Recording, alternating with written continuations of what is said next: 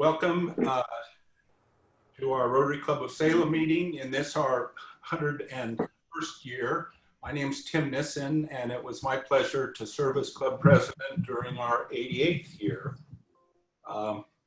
As I recall, 2008 was a good year for our club. Around 60 of you are still members, so I can't tell too many lies about it.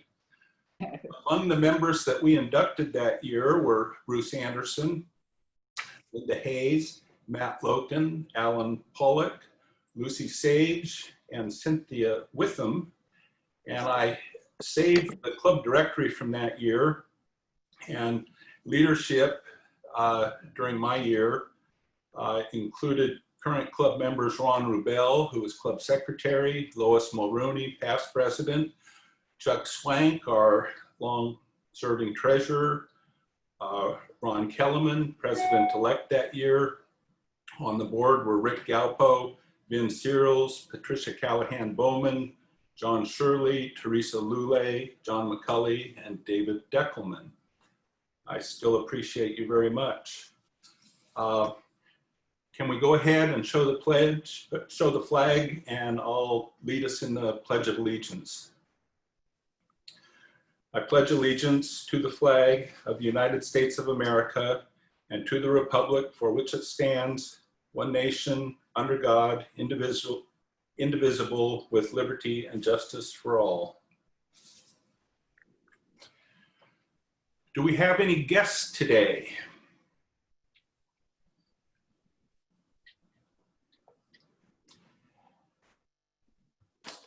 I don't see any hands or hear anything. Do we have any visiting Rotarians?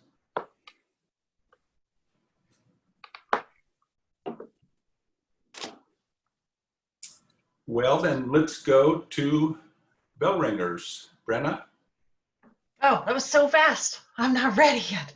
Okay, I have one bell ringer now. I just posted the link in the chat area. If you have a bell ringer that you'd like to read, think about it, and we will, and either chat me or raise your hand and we'll call on you when you're done. The bell ringer I have right now is from Sandra Burnett of the Salem Art Association. She is ringing the bell for Salem's first ever virtual art fair, an exciting interactive interface to showcase the work of 126 artists. The great news is that we have decided to extend the Salem virtual art fair. It will now continue to be open all week through 9 p.m. on Sunday, July 26th. That has given everyone an additional week to enjoy and share with their friends and family. The response from the community has been wonderful, and we are especially encouraged that the artists are reporting good sales. So take advantage of this extended art fair and tell all of your family, friends, and network. It is a great opportunity to share the arts with your community. Join us free on your phone, iPad, laptop, or by going to salemart.org. And I want to show you, actually, because I can, because this technology is so snappy. I can show you this cool website and what you can do. So you can click in here. I just went in here a minute ago to look around. And it's pretty slick. So it's kind of laid out like the art fair is normally. So if you're into jewelry or 3D media or say ceramics, you click on it and you can see all of these cool things from different artists and click on ones you're particularly interested in and learn more about them and the artist associated with it. So a neat opportunity, and one of maybe the silver linings that we have in this strange time to have something virtually. I appreciate that, Sandra. That's very cool. So ring the bell. And I heard from Jane that she has a bell ringer. Yeah. So go for it. So I have two bell ringers. One, I'm ringing the bell for Judy and Bob for being our program speakers today.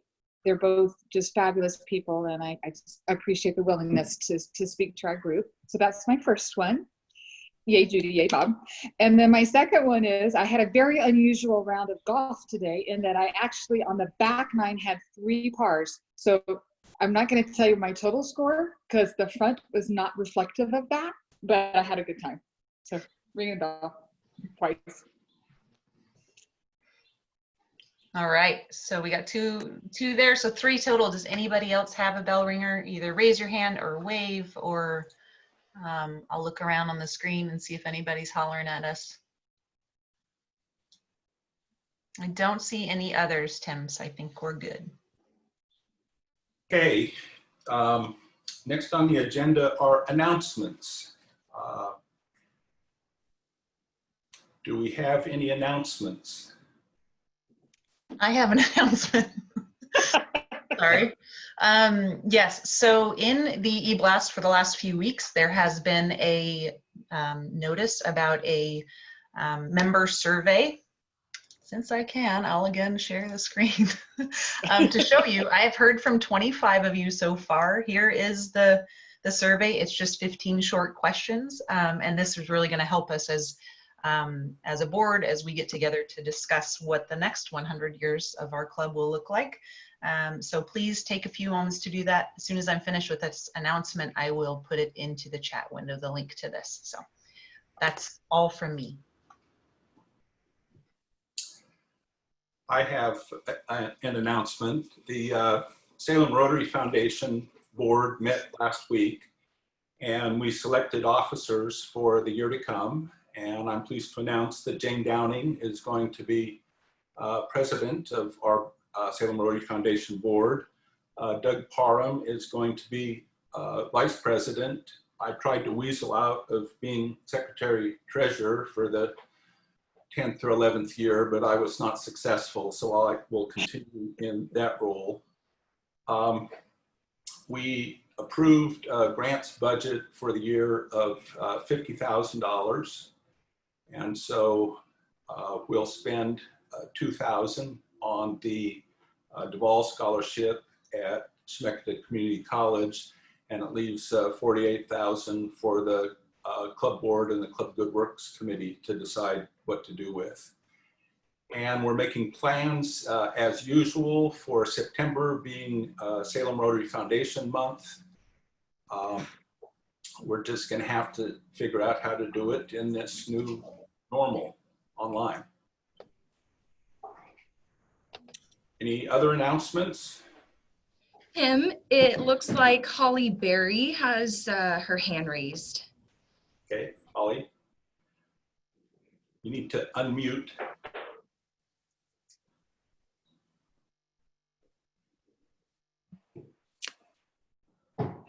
Sending out a PDF for your membership roster. We're not going to print a big thing again this year. Membership changes so fast these days that it's just going to be more convenient. If you want a printed version of the roster, every quarter we're going to send one out, a PDF that you can print your own. So you can keep a printed one up to date, as well as using the online version, either the mobile DAC DB or the online, the full database. So there you go.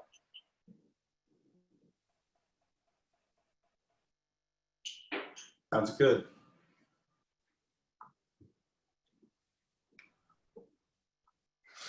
Any other announcements? Barry Nelson, could I put you on the spot for a brief amphitheater update? I'm looking out my window daily and observing dirt being moved around. Any surprises? Well, I suppose you've just roped me into a bell ringer. I'll ring the bell for dirt being moved around on the amphitheater site.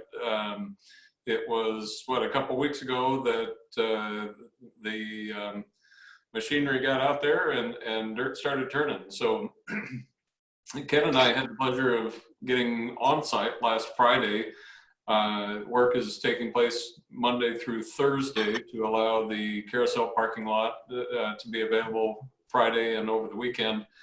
With no work taking place on Friday, we got to walk the site and see the contours beginning to take shape. And there are 4 holes on site currently. If you walk by, you might be able to spot them, or go to Don Boswick's roof deck or something of that nature.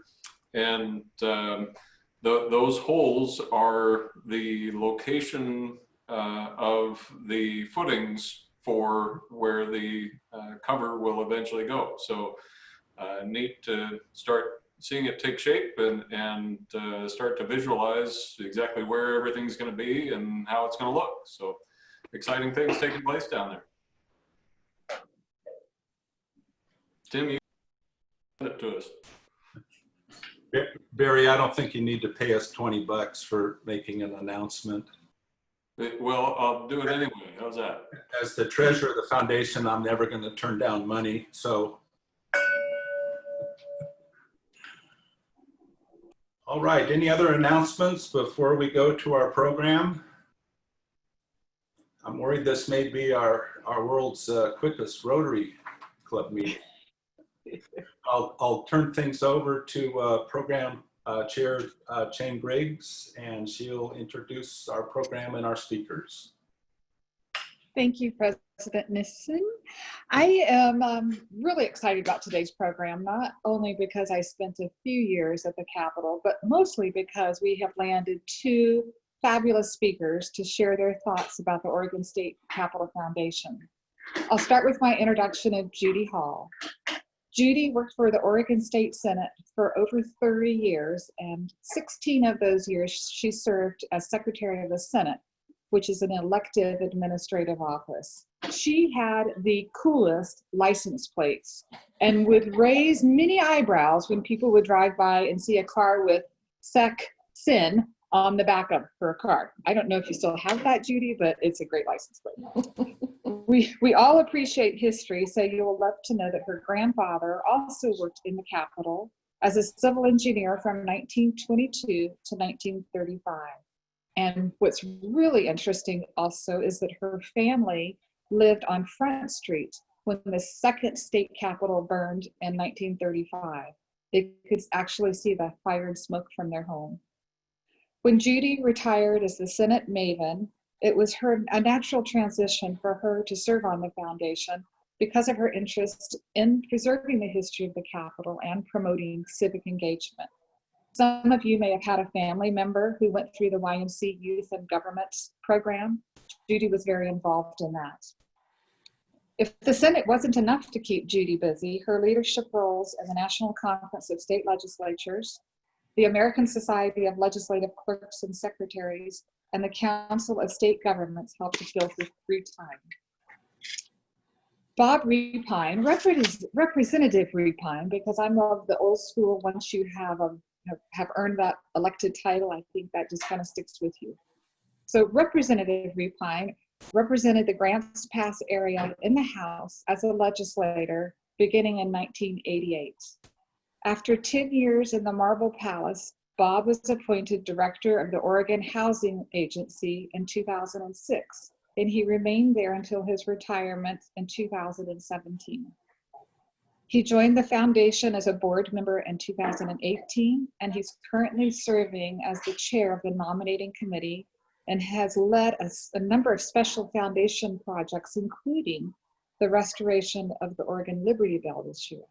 And I can't wait, and I'm hoping you're going to talk about this, the Capitol Birthday Cake Project. So please join me in welcoming both Judy and Bob. And Judy, I think you're up to bat to start our program. I am. I hope I can live up to this wonderful introduction. Thank you, Jane. You're such a good friend. So you've pretty much talked about everything that I have done.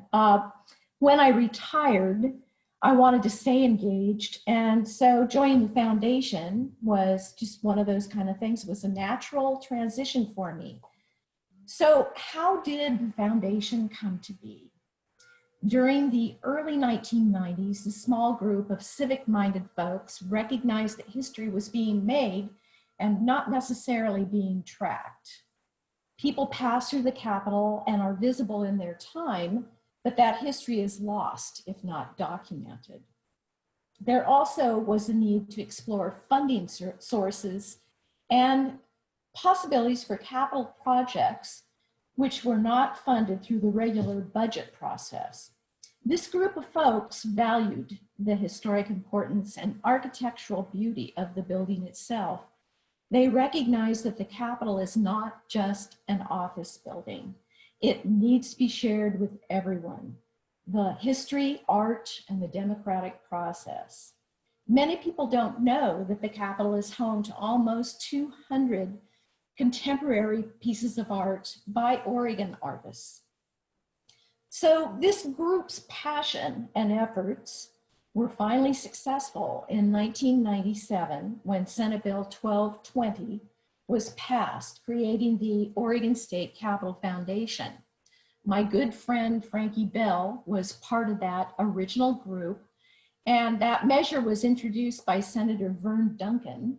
And I had an opportunity to talk to him just last week, and he talked about how that bill sailed through the legislature. And he said it was the quickest bill he had ever really introduced. So obviously it had tremendous support from both sides of the aisle. Then in 2015, our foundation became an original 501c3 nonprofit.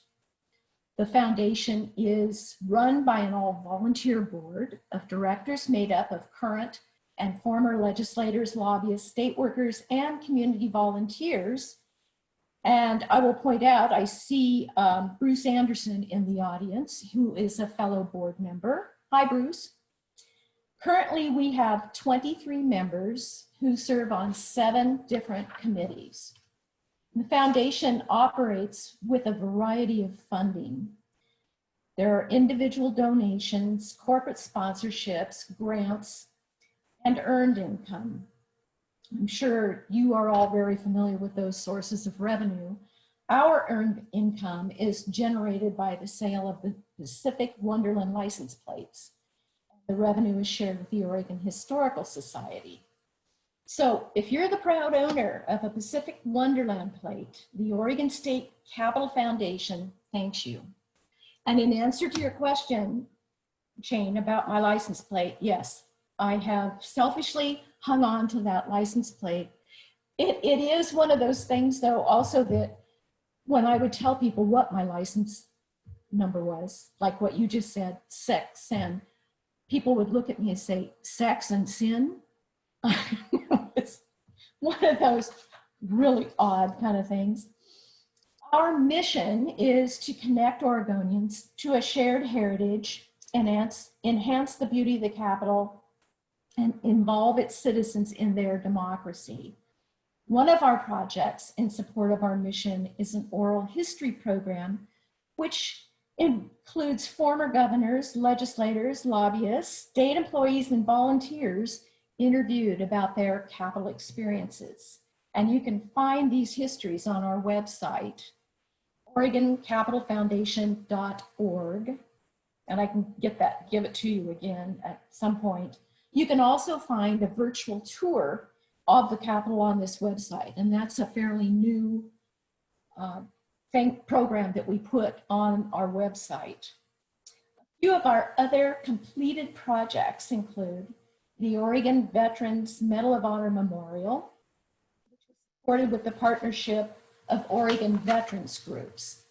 The Walk of Flags, which I'm sure many of you have noticed on the Capitol grounds. It includes all 50 state flags, as well as the 9 flags of the Oregon's federally recognized Native American tribes.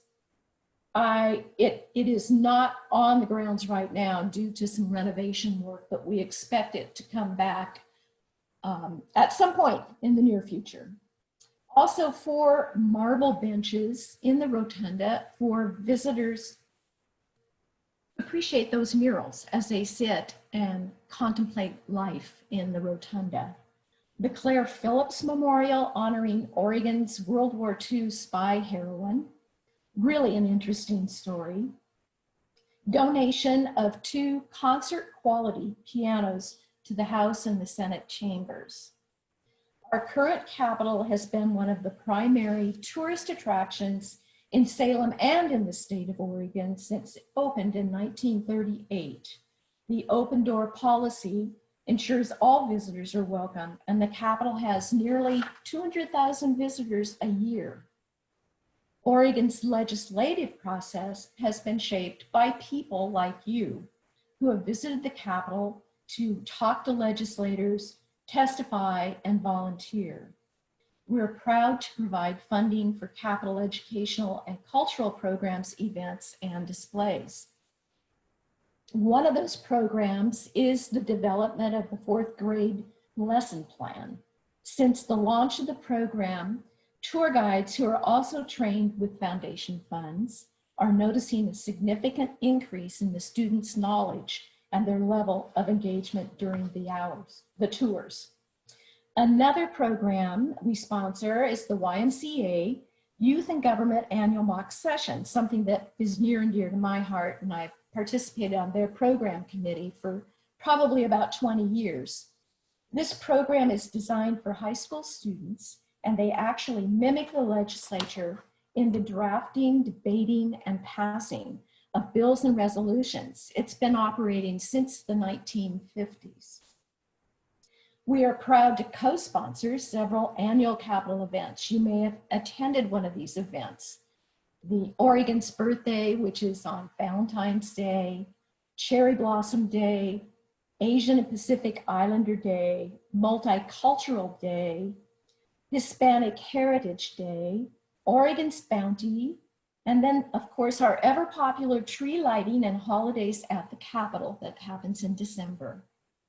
All of these events are free to the public, and most are held on Saturdays, more convenient for the public to attend. More information on these and other Capitol events are also on that same website, OregonCapitolFoundation.org. We also sponsor our own events. We sponsor a welcome party for current and new legislators, as well as lobbyists, press, and staff at the beginning of each odd-numbered legislative session. It's a chance for them to get to know all the folks that they're going to be dealing with during the session. And it's usually very, very well tended. Okay. We also started a Capitol reunion lunch for former Capitol friends. And this includes former legislators, press, staff, and it's a luncheon that we do in the summertime. Although I should say we have been actually sponsoring none of these things because of the pandemic, but we are anxious to get back to that. We also sponsor a donor recognition reception to thank our generous donors. Hopefully this has provided you with an overview of the foundation, and I'm going to turn it over now to my partner in crime, Bob Repine, for some information on some current projects. Bob. Thank you.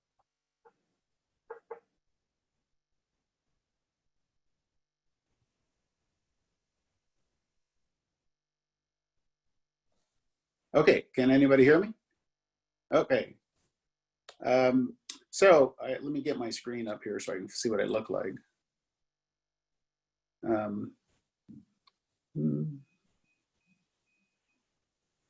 Trying to find me. Oh, there I am. Okay. Thanks, Judy, very much. And Shane, thank you very much for the introductions. First, also, I'd like to do a shout out to Bruce Anderson. Bruce and I have real history. I feel almost responsible for his being a leader in the Salem community. I hired Bruce back in 1988 as a senior at Western College to come work as an intern. And from that day forward, Bruce has always showed his interest and love for this state and has had an amazing career in working for other organizations such as the Home Builders and the Gas Company, and now that he's working in the Capitol himself. And I know that, deep down in his heart, that's a place where he's always wanted to eventually have maybe a full-time job, and I think he's going to do well there, and I'm really proud of Bruce and his accomplishments for those 30 years. So I want to talk about the things that Shane mentioned. One is the birthday candles for the Capitol. One is the Liberty Bell restoration. And then the third one is our newest activity we're involved in right now. And it's an interactive display that's being set up and hopefully will be live by the end of this year. So first, the birthday candles. Many of you may remember back in 2011, there was a display of what appeared to be candles up on the rotunda area below the Gold Man. It was illuminated. It was wonderful. There was 12 of these cylinders that were going up. Unfortunately, what you didn't know was who did it, who manufactured it for us, they used cardboard sonotubes and 2x4s. And in weather time during February in the state is not very conducive for cardboard sonotubes. And so in a very short period of time, the display turned into very soft cardboard and it started falling apart. And so it was a great idea, but it wasn't really designed in the best interest of the Capitol. So 2 years ago, actually, I started a project trying to create a newer hybrid of the candle display. With that, I've been in partnership, or the foundation has been in partnership with the Salem Kaiser School District out at the Tech Center. So I've been doing hands-on programs with the instructors out there, and numerous of their classes, their CAD design class, their fabrication class, and their welding class, to come up with a new prototype of what a candle display might look like for the Capitol, of which then we'll have to run it through a series of checks and balances with the administration of the building to hopefully have a design that will be acceptable in the future, to be able to illuminate the rotunda on an ongoing basis and not worry about cardboard sonotubes melting because of inclement weather, and have something that becomes a new feature during the February month of the year to celebrate the state's birthday. So it's an ongoing project. Like everything, I was in the middle of starting production, hopefully at the end of the school year last. Because school shut down earlier, we weren't able to continue that. With the uncertainty of what the school year looked like coming up, I'm not holding out any hope that this is a project that would be done or completed by this February in 2021. But it is a project I'm committed to, the foundation's committed to, and with hope and any kind of luck, we'll have something that will illuminate the Capitol on an ongoing basis from years to come. And so just an update for that project for you, Chang. So the other project that most recently we just completed, and again, I want to also preference everything that we do with the Capitol. It's not the foundation.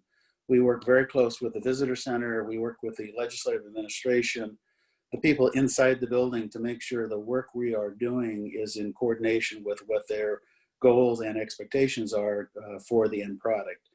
So as you all have seen over the last 2 years, there's been an amazing amount of construction work going on around the front of the Capitol. That was the Capitol Accessibility, Maintenance, and Safety Program, more commonly referred to as the CAMS program. And if you recall, there was some large excavations both on the east side and the west side of the Capitol when you face it from the front. Required the removing of all the Walk of Flags area because that was in direct conflict where a underground vault was being placed that eventually now houses a generator that allows the Capitol to be standalone powered on an ongoing basis if there was a power outage. On the other side, on the east side, there was another underground vault put in there, and that's an all new heating and cooling system that is associated just to the Capitol itself. So those two updates were important to get accomplished. Currently, you still see there's a little uncertainty particularly on the west side, because they still have chain link fence there. They haven't restored the flags yet. And that's due to the fact that there was a phase 2 of this project that they just completed.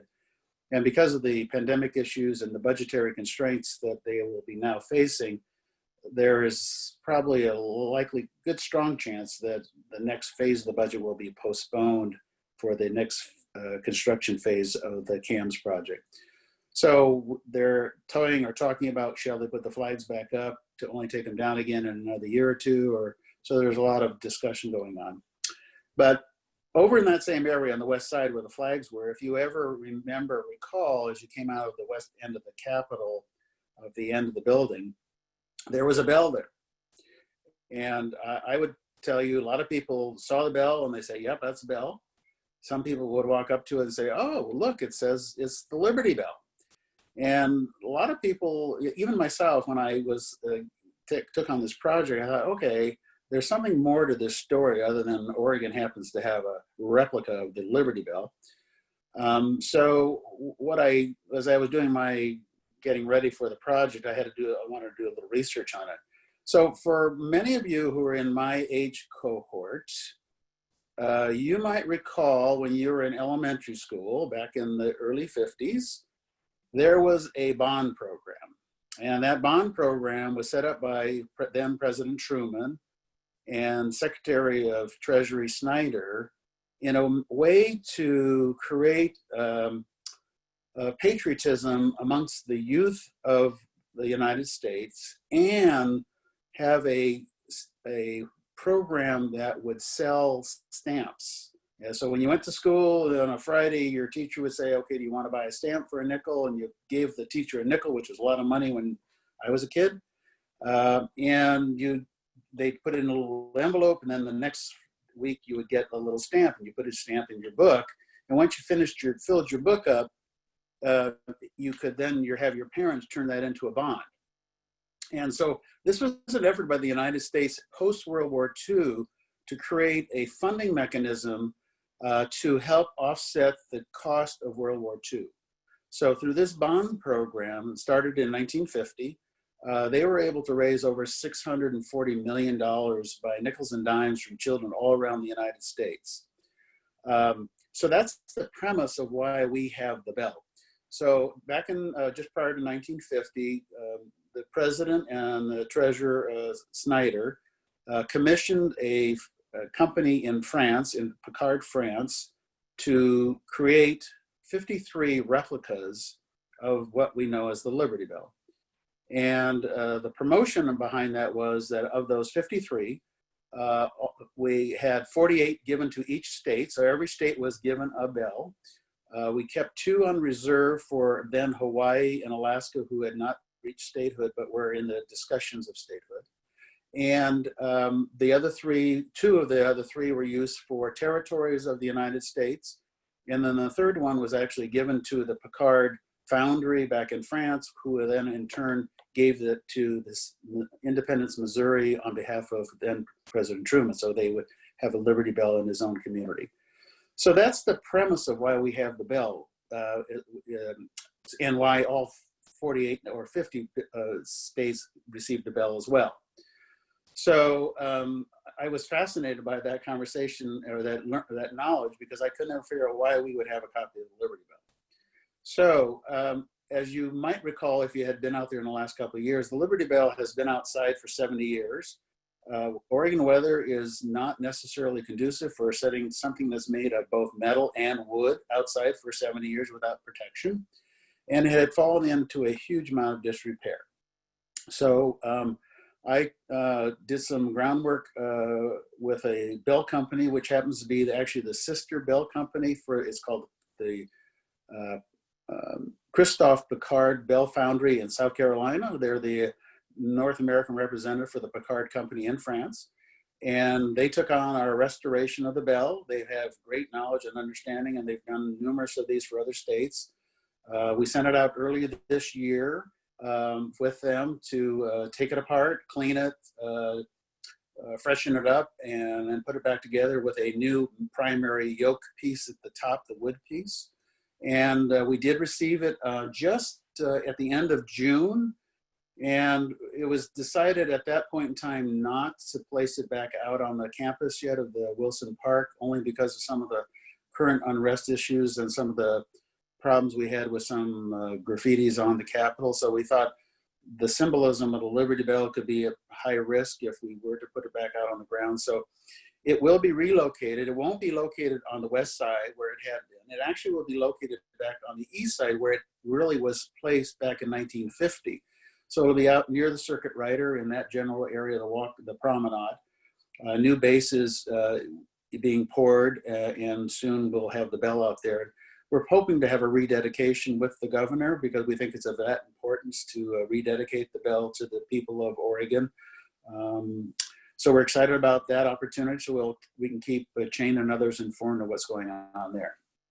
And then the final project that I'm involved in, not as directly as I've been on the other two, but I have been involved, at least from a knowledge standpoint, being on the board. One of the things that we have been trying to do is how do we get to the youth of the state of Oregon? And as many of you know, I'm a grandfather, so I have children who, if I was to offer them a flyer that talks about something, or if I said, just Google this word, you can read it on your phone, they would say, oh, okay, I'll just use my phone and do this. So we're trying to change our methodology of how do we communicate the message we want to share with the next generation of Oregonians. And so inside the Capitol, kind of across the way from where the gift shop is, many of you know where the gift shop is. You have the gift shop, the visitors center, and then on the other side, we have created a room that will be the new location for a technology interactive system that we are deploying. We've actually hired a company that actually has done many similar electrical applications at the Smithsonian in Washington, D.C. So we feel confident that the quality and the, what we're going to expect in an end product will be met. It'll have electronic displays on it so people can go in and touch the, let's say, the state of Oregon display, and it'll allow them to pull up or touch on areas that says, in this community, there is a historical society or a group of people who have some information that is pertinent to the history of that area and also might be pertinent to the history of the state's history via the Capitol. And so we can actually start creating better linkages with our partners around the state of Oregon. So we're going to talk about the Capitol, and we're going to talk about the importance of it in the display, but we're also going to talk about, here's something you may not know about, something that's going on in the Historical Society in Yamhill County, where then more information can be derived from the screen by putting your phone up and touching a scan bar, so you can then take that with you when you leave the Capitol, and later you can review that, maybe to find out more information about the Yamhill County Historical Society. So we're trying to create an opportunity that doesn't require a lot of paper. We're trying to create a tool that will be of importance and interest to our next generation, because electronics are the way we're going to see the world run in the today and in the future. So this is our first attempt, and we're really excited about it. We're pioneering some things we never thought most of us would ever be involved in. But I think in the end of the day, the product and the quality of the display will be just an amazing end product for the Capitol, and will really kind of cause us a place to pivot to and move forward into more electronic opportunities within the Capitol, because there are many, many opportunities that we can use electronic connecting points for our displays, our photos, our murals. So this is our first attempt at it, and we're excited about it. And we hope that when it's up and running, that you all come in and visit it and learn a little bit more about your state and find out places you might want to visit outbound away from the Salem area, and find out how that history of that community kind of ties in with the history of the Salem area and the Capitol. So Jane, I think that pretty well sums up the three items. Thank you. I appreciate both of you and your comments. I'll turn it back over to you, President Tim, to facilitate the questions from our club. Okay, if you can signal if you have any questions. We have plenty of time. I see Ron Kellerman's hand raised. Can you unmute, Ron? Thank you. It was a very nice presentation. What is the status on the graffiti removal on those structures outside the main entrance? Judy, you want me to take that? Yeah, or go ahead. I mean, it's basically the legislature owns the building, so it's in their court. I mean, the insurance will cover what damage has caused it. Bob, help me out. Yeah, so it is covered by the insurance. And the biggest issue they're struggling with, not so much struggling with, but because of the marble being very porous, they have to be very careful about how they remove it and what kind of materials or chemicals they might use on the marble so it doesn't do any further damage to the marble. So they are working with people who are specialists in graffiti removals from that type of surface. And so they've chosen to move cautiously on that because they don't want to ruin the displays. And I think it's just a matter of there's probably a lot of, there's not a lot of people who do that, dealing with just that very specific material. And there may be a lot of demand in other parts of the United States where those people are being asked to do graffiti removal as well. So they're working on it, they'll get it done, but it's just not just a matter of going up and putting a coat of paint on something and say we're done with it. It's because of the marble material, it is very sensitive to any types of chemicals.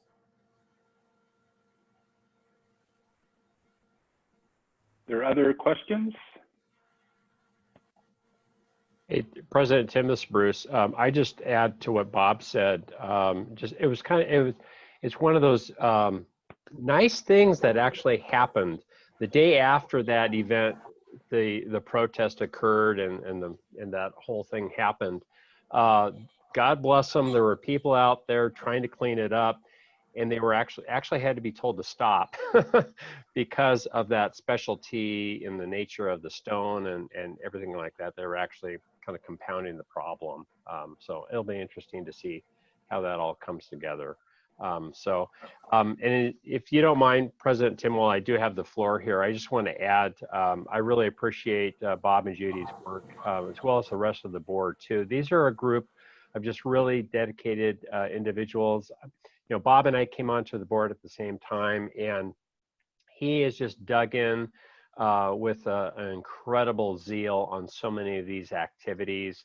Really, especially, I would just like to really point out Bob connecting the Capitol birthday project with trying to get our students involved at CTEC was really is commendable. I would say really providing that connection point between our K-12 kids and what's going on down in the Capitol right in their backyard. Ultimately, I think the work of the Capitol Foundation is also really kind of bringing that connection between the people of the state and their government. I just, final thing, just want to really, I appreciate Judy pointing out the artwork too. That's a real big interest point for me personally. That's just these undiscovered little things that you really don't know about. And so just providing that openness, providing the continued dovetailing, if you will, of what is already an incredibly accessible Capitol. If you compare Oregon's Capitol, well, it's been closed to the public right now. It's a pretty accessible Capitol building. When you compare it to a lot of other state capitals around the country, we don't have confined areas to get into the Capitol. We don't have force people through metal detectors or anything else like that. It's really an important viewpoint, I would say, to the folks that are the presiding officers of the legislature, which really does kind of run the whole Capitol building, to make sure that that is accessible to all people. So anyway, thank you. Thank you, Bruce. We have time for one more question. I think Cindy Linesar has a question. Yeah. Hey, Judy, you mentioned a variety of different things that we celebrate throughout the year using, at the Capitol, and several different heritages are also celebrated. How will that change moving forward? I didn't hear a mention of African American celebration of our state and residents. Is there anything to celebrate that culture? At this point, I believe that Black History Month does occur. I think it's in February. And I didn't mention everything that's going on at the Capitol, basically to be briefer than rolling off all of these. So I think if you were to look at our website and look at the events throughout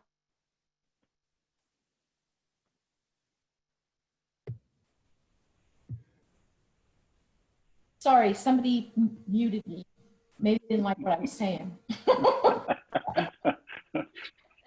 No, I think there are several activities throughout the year that Visitor Services puts on, and we help them with that by basically financial support. Great, thanks. Thank you very much, Bob and Judy. It was an interesting program about a wonderful and important building. And I've made note of the website, and we'll get that out to people. Our way of saying thanks and recognizing you as program speakers is we make a gift in your name to the Salem Rotary Foundation, which I mentioned earlier, and which does good works in our community. So we thank you very much, and let's give them a virtual round of applause. All right. I'd like to thank Elena from Vanata Public Relations, who helped run the Zoom meeting today. I counted 70 participants at the peak, so it was outstanding turnout. Remember, going forward, that we're going to be gathering at 11:45 for those of you who just want to hang out for a bit before the meeting, and that we'll be starting at noon and wrapping things up somewhat before 1 o'clock. Our theme this year is Rotary Opens Opportunities. So I expect you to all get out there and make something happen. And with that, our meeting is adjourned. Thank you.